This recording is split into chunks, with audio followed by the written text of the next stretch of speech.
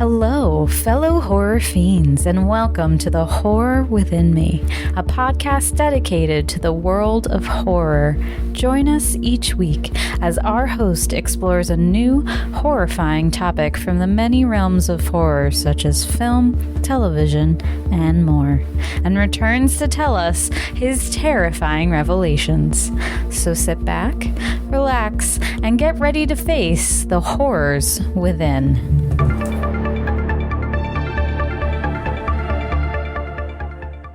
Hi, and welcome back to another episode of The Horror Within Me. It is me, your host, Eric, and it is time for another spooky Sunday together. Last week, there was no brand new episode, so just in case you were wondering if you couldn't find it or if you had any issues with your computer or wherever you listen to podcasts, the answer is no. We did not record a new one.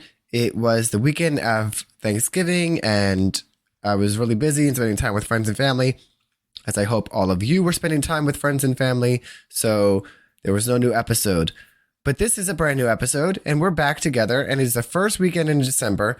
And before we start all the holiday talk and Christmas and everything, because I always wait until December, because I like to do all my other shit first, I want to continue on the idea of Thanksgiving really quickly, only because it has inspired this week's episode.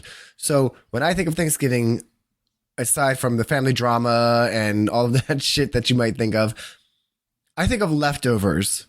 I love food, and I think like I always overcook, so I always have like days and days and days and days and days of Thanksgiving food left over that I end up eating for 3-4 days. I don't know if anybody else does that, but it had me thinking about like looking at my content calendar over here and the types of things that I like to talk about and think maybe you would like to talk about with me. And one of the things that I think is a big debate in the horror universe especially are remakes versus originals, right? We have diehard fans of both, and the interesting thing with remakes and originals is usually there's a large span of time, right, between the two that host different generations experiencing them, right? So like, for example, my generation might have seen the original Halloween at a young age, whereas my niece or nephews may have seen the Rob Zombie Halloween first. And so I think the perceptions are different, and I love the debate. So if you have debates on remakes and originals that either you think all remakes are terrible and none of them surpass the original, or all originals are great, whatever side of the argument you are on, my purpose for this episode is to look at the IMDb ratings and Rotten Tomato ratings just at face value to see which ones actually performed based off of that better and close some of those ideas, right? So that's what we're going to do. We're not going to get into personal taste very much because everyone has personal taste. I like certain things more than other people, blah, we're not going to get into it. So that's what this week's episode is going to be. It's going to be these are the ratings. I picked 10 of my favorite remakes and originals, put them in a list, have them on my notes here. We're going to read them together, and I'm going to answer if any remakes have better ratings than their original inspirations or whatever the case is. And that's really it. That's going to be this week's episode. Short, sweet, fun, and spooky as always. So before we start diving into all the ratings of these 10 movies, we are going to do this week's terrifying trivia question. So this week's terrifying trivia question is our first ever true or false question. And it's probably an easy one, but sometimes they're easy, sometimes they're not. I like to make them up on my own, so I don't know how easy or not easy they are. So this week's terrifying trivia question is as follows. True or false? Brad Dourif, who provides the voice of Chucky, returned to the role in the 2019 remake. Stick around to the end of the episode to get the answer. All right, so remakes versus originals. I don't want any hate. This is why I'll give my opinions on some of the movies. Some of these I haven't seen all of the either original or the remake, but they are popular amongst the universe and in our community, right? So I put them on the list. So I'm going to start off with a bang, right? So the first one, so I'm going to go through the 10 each of the original ratings, and then we'll do the remake ratings, and then we'll answer whether or not they are better or worse. So first up, of course, is 1978's Halloween. Okay. We all know me. We can see. Do you see my Michael? He's got a little Santa hat on. Yes, I did decorate my space a little bit. We got a little fireplace here that's kind of there with stockings. So if you're just listening, I just describe the ambiance of the room. There's a blanket behind me. It says Halloween from The Curse of Michael Myers. I'm looking to get something else to put there, maybe a poster or something on the door. We have the Jason mask. But yeah, there's the stockings, and then I have like a little Charlie Brown tree on top that you can't see. I also need a better webcam, but work in progress. So yeah, Michael's going to be with us all year, no matter what. We love Michael. He's always going to be there. Maybe we'll put different things on him at different times. Let me know. Go on Facebook, send me an email, send me a message. Maybe we'll put glasses on him. Maybe we'll do a ghost behind him one time. I don't know. Let's have fun with it. Anyway, Halloween 1978. I don't want to lose myself here. The rating on IMDb is a 7.7 out of 10 and a 96% on Rotten Tomatoes. And we've discussed that before. I do these ratings every week. And when I did the Halloween episode for Halloween, I went through all of the different ratings. So we know that it had really good ratings. And we also know the counterpart, but we'll get to that eventually. Halloween is known as like the birth of the slasher genre, even though there was other horror that others may argue hold that title. I'm not here to debate with anyone. I'm just here to say that Halloween was the birth of my obsession with horror. It was always ranked. It was Halloween, Nightmare on Elm Street, Friday the 13th. And ironically, that is just subconsciously the order of our first three movies that we're going to talk about in their ratings. But anyway, the original Halloween, what do you got? You have low budget, which is always good for the older movies in the beginning, but these cult classics, they're all low budget. Not a lot of blood, but there was a lot of work you can tell put into it, a lot of depth, character development, things that you liked about it, certain aspects that you see have become staples throughout the series. So when it's such a beloved, iconic, original starter, we're not going to talk about the sequels at all. We're just going to talk about the original. So it's going to be really difficult to create something else from that's reminiscent of what we know, right? And then put your own spin on it. But Halloween 1978, great ratings, great movie, right? The second movie is, as I said, A Nightmare on Elm Street. 1984 it was released.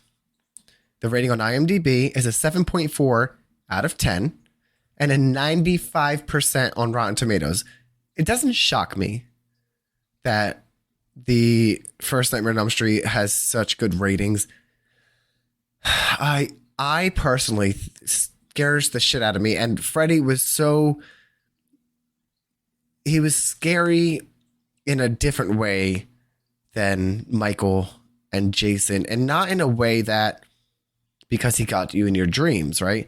But it was Robert Englund's presence and the way that he was using his comedy for terror, but not in a comedy tone. Like, it was maniacal. It was terrifying because he was unhinged. You could see the pleasure that he got out of torturing these teens and letting them feel the sense of certain controls that they were in their dreams having. But really at the end of the day, he was always there, always in control, and just played these games with these kids, which were terrifying. And I think that was something that really stuck to me with the character of Freddy Krueger. And as we move on through the installments, we always, Some are way more comical and cheesy than others, especially as you keep going into a franchise. There's only so much you can do and so much story and depth without repeating the same thing over and over and over and over again. But the original Nightmare on Elm Street, I agree with these ratings. I will forever be like a beloved first introduction of horror with me. The third one we have on the list is Friday the 13th, 1980. The rating on IMDb is, I lost my spot, 6.4 out of 10 and a 63% on Rotten Tomatoes. Now, some might say that it won't be fair to compare the Friday the 13th original movie to the remake, but I don't make the rules, people. It's not my fault that, the original Friday the 13th does not have Jason Voorhees as the main antagonist, right? It's Pamela Voorhees, Jason's mother, which it is a good movie and it's not a good movie at the same time. Like, it set up elements. It was clearly like piggybacking off the success of 1978's Halloween to the point where they're like, Halloween did good. What other thing? Let's do Friday the 13th, right? And they picked this, but the plot was well done, in my opinion. It's realistic, and I think that everyone's so used to Jason Voorhees after the first Friday the 13th that we neglect Pamela Voorhees' rite of passage of being such a great motivative killer. She lost her mind, I think. I don't know if she was always crazy, but I think Pamela lost her mind a little bit when she lost her son. He drowned because of these neglectful, horny teenagers that were off screwing somewhere instead of watching their, her son. And she worked at the camp too. So she wasn't just a mother off. She was working there and they lived there, and her son was, had disabilities and disformations or whatever the case is, and was teased and like drowned.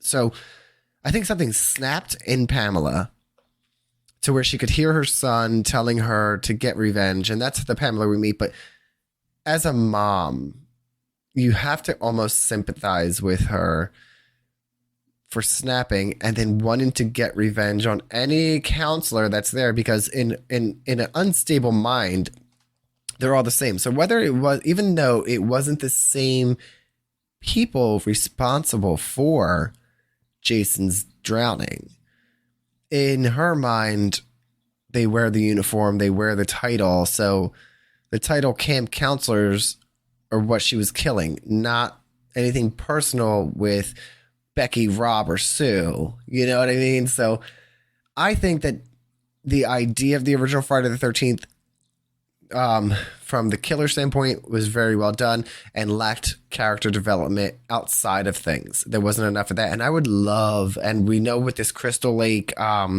show coming out, I'm hoping to get more Pamela, right? Because the Jason character is so tied up with lawsuits and legal this and legal that. Let's dig out Pamela. We haven't done more with Pamela. Very, very little with Pamela. She's been a side character since Friday the 13th and not a lot of emphasis left on her. So let's re-explore the descent of her madness, right? I want to see that. But anyway, those were the ratings for Friday the 13th, 1980. The next on the list is Child's Play, 1988. The rating on IMDb is a 6.6 out of 10 and 71% on Rotten Tomatoes. Okay. And I think of the original Child's Play, I think of the iconic scene where, Mrs. Barkley, and I talked about this in the one episode, opens the back and he has no batteries, and she's like, talk to me, damn it, I'm going to throw you in the fire. And he like flips out on her. Like, that will always be a scene. But like, also when he would be running away, it was a small person that in the costume just running away, and it wasn't the doll size. So that's always funny to me. But what made Chucky was the voice of Brad Dourif, right? He was and is amazing. I just finished season 2 of the show. I am obsessed with it. I was like, I've always been a fan of Chucky, but I've never been like, I am with like Halloween or anything, but I fucking love the show. I think it's so inventive and fun and connects the entire universe together beautifully. So the original Child's Play really set the tone of like the voodoo, and that's scary in a different way because it's with children and they had a small 6-year-old boy and it wasn't teenagers. And this doll was scary in its own right, funny and maniacal in a different way of Freddy in his own creative, sociopathic, psychopathic ways. And they do very well with making him not have a conscience, even when they try to have little slivers of him having a conscience, he laughs it off eventually and it's just a mind fuck, right? So I don't know. Child's Play, the first one, introduced us to a lot of good and very bad entries, but ultimately I think they're really, really owning what it is now with the series. So if you haven't checked out the series, definitely go to Sci-Fi and watch season 1 and 2 if you have the app. The next one is an oldie, but I like it. So it's House on Haunted Hill, came out in 1959. The rating on IMDb is a 6.8 out of 10 and 78% on Rotten Tomatoes. I don't know if anyone has ever heard of House on Haunted Hill outside of the remake. Did you even know that it was a remake? I watched the original House on Haunted Hill. We owned it on VHS. My mom loved the original. So I watched the original. And what started out to me in the original was like an acid pit or something where the skeleton came out and like it was fun. Like I at a young age had been exposed to much, newer horror for the time that watching the 1959 House on Haunted Hill, while it wasn't as scary, I appreciated it and I enjoyed it. The next one right under that on the list is even older and the oldest movie on the list, which is House of Wax, released in 1953. My father was born in 1953. My mom wasn't even born when House of Wax came out, but I remember I've never seen the original House of Wax. So the original House of Wax rating on IMDb is a 7 out of 10 and a 93% on Rotten Tomatoes. So good ratings. Got some good ratings. But I knew when the remake... Oh, sorry, my ear's been like weird today. I knew about the idea of House of Wax because, again, my mom was a horror fan and had told me about like wax. She was scared of wax people and stuff. So I had been introduced to it that way and the idea of it, but I don't remember watching the actual original. Under that, you probably have heard of this one, The Hills Have Eyes, released in 1977. The IMDb rating on that is a 6.3 out of 10 and a 67% on Rotten Tomatoes. Did you know that the one that came out after was not the original? Maybe I'm introducing you guys to these ideas that you didn't realize, or maybe you already knew. I don't know. I also did not see the original Hills Have Eyes, but it seems I've heard it's iconic and has decent ratings on the surface. So I'm sure I can get even more dive even deeper into that universe online if I ask some questions. Maybe I will. But from what I gather, it's like the radioactive people that are, they're creepy and scary kind of guys. The next one is an iconic movie, The Amityville Horror, which was released in 1979. The Amityville Horror is still a huge controversy, I think, to this day, but it's a rating of on IMDb of 6.1 out of 10 and 32% on Rotten Tomatoes. 32%. I enjoyed the original Amityville Horror. I thought it was scary. The idea that, it's the backstory of the house is true. The family, I don't remember the name, but the one guy that went to jail for killing his family happened and then said something about being possessed. So then the family that moved in, whether you believe in the hauntings or not, said, the devil made me do it, or whatever the case may be. People are speculating that they were doing it just for show or whatever it is, but whatever they say, it's fine. The movie was well done, so it's a perfect setup for a horror movie. And there's so many entries into the Amityville Horror, and I honestly don't think I've seen anything outside of the 1979 original and then the remake that we'll get to. There's like Amityville 3D. Like, I don't know. I hear like people just cash grabbing at shit, and I don't get into everything that cheesy. Like, I like some depth to things. Like, sometimes it's fun for the cheesiness, but that's not my cup of tea. The next one, another big iconic, the Texas Chainsaw Massacre, 1974. Rating of 7.4 on IMDb out of 10 and an 88% on Rotten Tomatoes. Now, I actually own the original Texas Chainsaw Massacre on Blu-ray. I've seen it a few times, not as much as I've seen other entries or remakes of the movie, but it was low budget but scary. The concept of Leatherface and the family was portrayed very terrifying in the original movie, and I think that's the, in 1974, the concept, this is even before Halloween. So this is very taboo, I think. There wasn't that kind of horror out that much yet. Because, like I said, The House on Haunted Hills, The House of Wax was a different kind of horror. Then you had Hitchcock's kind of Psycho that started it. But, like, the Texas Chainsaw Massacre was brutal. Hooks and the family and cannibalism and cross-dressing serial killer. Like, it was a lot happening in the Texas Chainsaw Massacre, let's be honest. But I liked it. And then the last one for the list is The Evil Dead, 1981. Its IMDb rating is a 7.4 out of 10 and 95% on Rotten Tomatoes. And before I reveal the truth to you all, I'm going to let you take a second to remember me, however you remember me, because I have never seen The Evil Dead. And it is, I don't have a reason. I don't know why. I just don't, guys.